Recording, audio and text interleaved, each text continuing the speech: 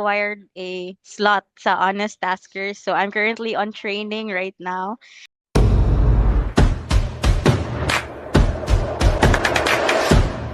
I am a quality analyst at Coca-Cola Philippines, and then so mostly laboratory works jud ko, and then quality testings. But I've seen a lot more potential in the digital space, like more job opportunities and like flexible and dynamic ang setup sa virtual. So I decided to invest myself in mga trainings na like Sync to VA. And then during the webinar, I was amazed sa mga coaches and how they really interact with us. So that's why I decided to sign up for the intensive training na dyan. Gladly, like recently, I acquired a slot sa Honest Taskers. So I'm currently on training right now.